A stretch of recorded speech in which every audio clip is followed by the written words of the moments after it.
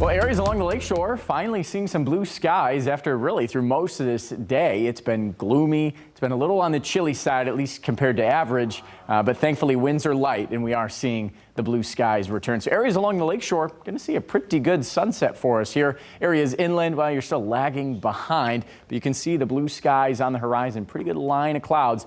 So that's going to move out pretty definitively here in the next couple of hours. But as the evening goes on, we will see a few cumulus clouds redevelop, bringing us the chance of a few isolated showers. So 55 Grand Rapids. Notice a few 60s down to the south and west. Lakeshore kind of alleviating us based on the wind. But cooler air off to the north and west, unfortunately making its way towards us. Overnight tonight, though, is going to be fairly mild. 42 Grand Rapids, a few 30s.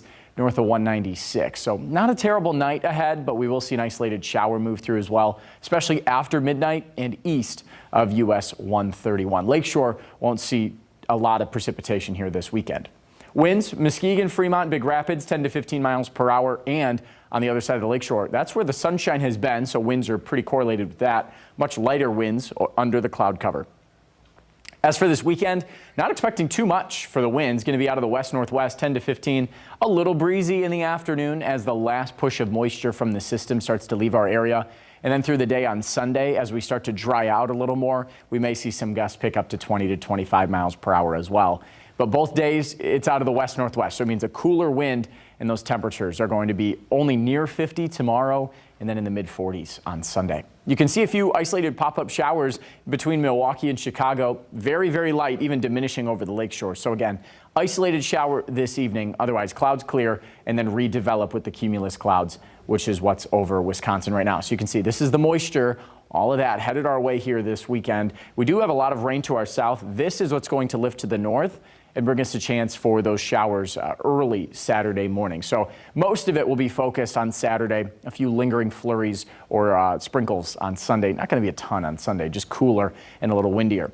Maybe a pop-up shower on Tuesday as well as on Friday. Otherwise, we finally enter a quiet stretch here through the work week. We just got to get through this cold and unseasonably cool weekend. So there's those showers. Notice really lines up pretty well with 131 to the east. Maybe some moderate rainfall at times, but it's not going to last very long. Should be gone by about noon, and then just a few isolated showers on through the afternoon. As the cool air continues to wrap around, that's where we could see a few snow flurries mix in, especially after midnight Saturday night into early Sunday morning. That'll push out again.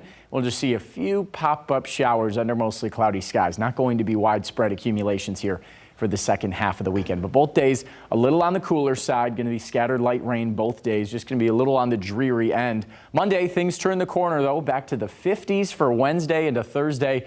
Might not get back to the 60s until Friday, which by then we're well below average on that front, but things are trending in the warmer direction, at least for the work week. But long term, through the end of April and into May, things are still trending cooler than average. Bullseye being right in the Ohio Valley just south of us. So we may see temperatures, although in the mid 60s for average highs, stay in these upper 50s to lower 60s for the long term.